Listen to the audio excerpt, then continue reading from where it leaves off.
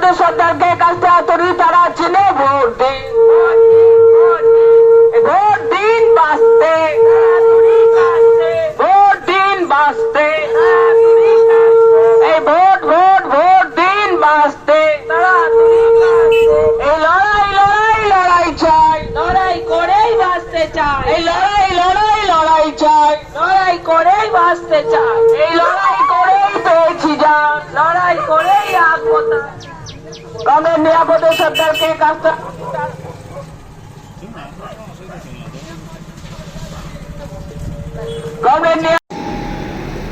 আর বলেছে সেখানে গুন্ডাদের লুট হচ্ছে, বলেছে সেখানে জমিনের লুট হচ্ছে, বলেছে সেখানে টিএমসি গুন্ডা রাজের আতঙ্ক হয়েছে, বলেছে সন্দেশখালী মহিলাদের উপর একটা বড় আতঙ্কের একটা মহল হয়েছে।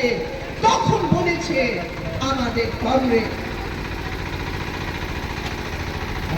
এরা সব চুপ ছিল, তখন তো সমঝোতা করে এরা সব চুপ ছিল।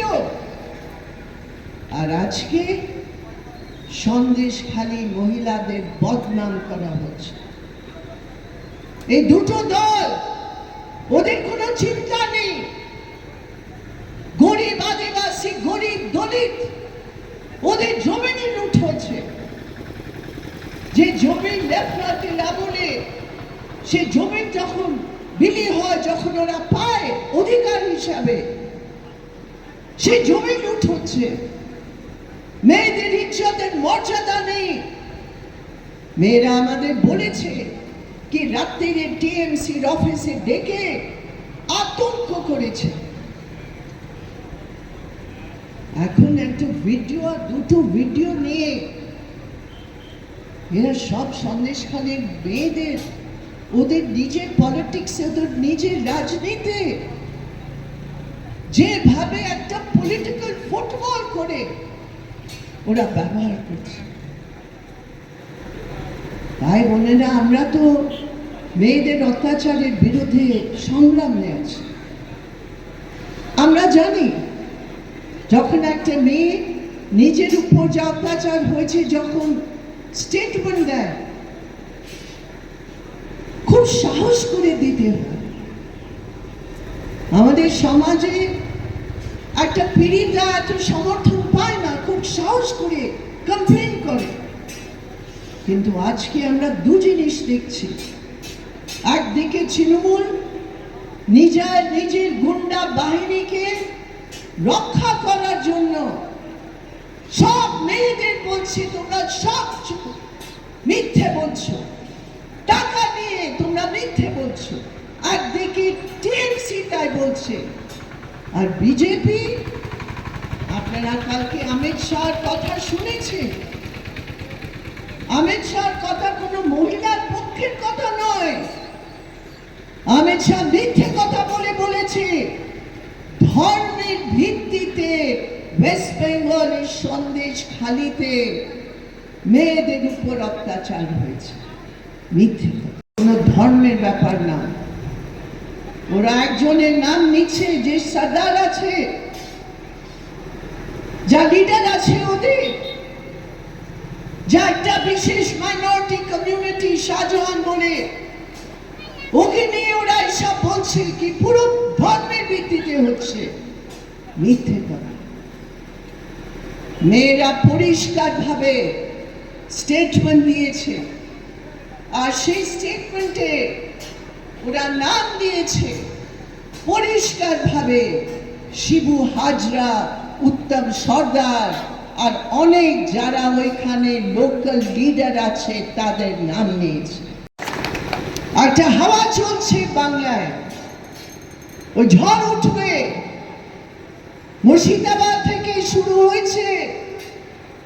মুর্শিদাবাদে যারা লুট করতো ভোট, যারা চুরি করতো ভোট, ওরা ভেবেছে এবারও চুরি করে লুট করে আমরা জেতাবো টিএমসি কে বা বিজেপি কে। এবার কমরেড মোহাম্মদ সেলিম এই বামপন্থী সিপিএম কংগ্রেস সমর্থিত আমাদের প্রার্থী, আমাদের লিডার, সে দেখিয়ে দিয়েছে ওরা এসেছিল লুট করার জন্য।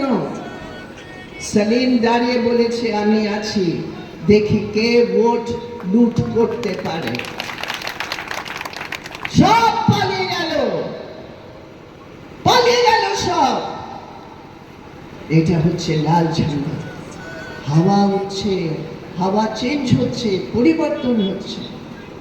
কালকে আমি হুগলিতে ছিলাম, যেখানে আমার বোন, ছোট বোন, মেয়ের মতন দীপশিতা ধর প্রার্থী আছে।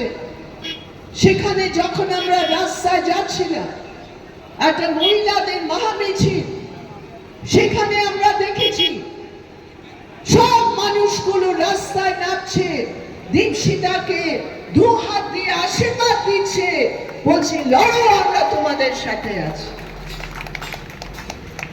পরিবর্তন হচ্ছে, মানুষ ঠিক করছে। এবার টিএমসি আর বিজেপি এক পার্টি যা পুরো হিন্দুস্তানকে লুট করছে, হিন্দুস্তানের চেহারা পাল্টাবার চেষ্টা করছে, আর অন্য দল যা পশ্চিমবঙ্গের চেহারা পাল্টে দিয়ে একটা লুটের চেহারা তৈরি করেছে। ওদের বিরুদ্ধে, এই দুটোই শক্তির বিরুদ্ধে পশ্চিমবঙ্গকে বাঁচাবার জন্য এই পথ, বাম পথ, লাল ঝান্ডা, কংগ্রেস আমাদের সাথে আছে।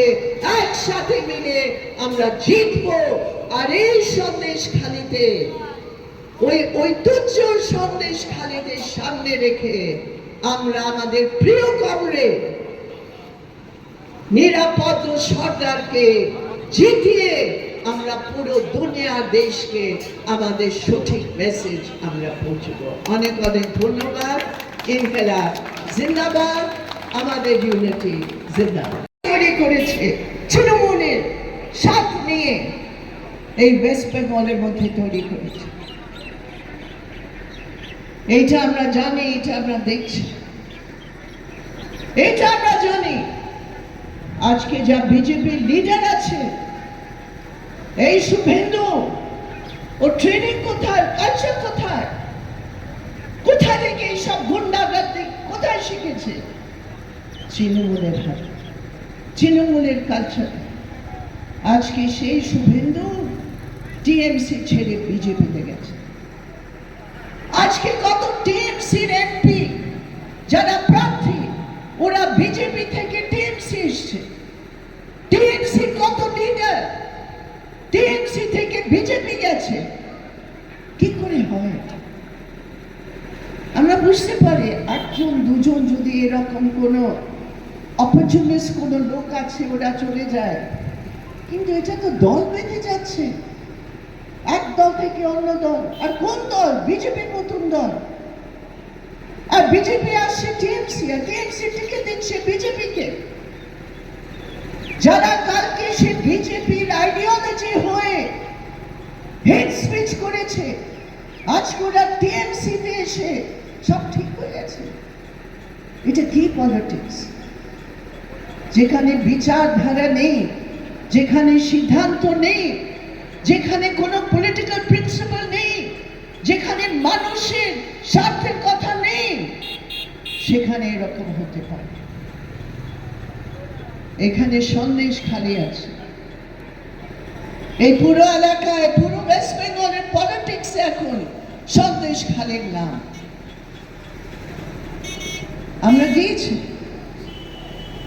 যারা আমার এখানে মহিলা নেত্রীরা সব বসে আছে, আমি ওদের সাথে মিলে আমরা গিয়েছি। আমরা সন্দেশখালীর মেয়েদের সাথে কথা বলেছি।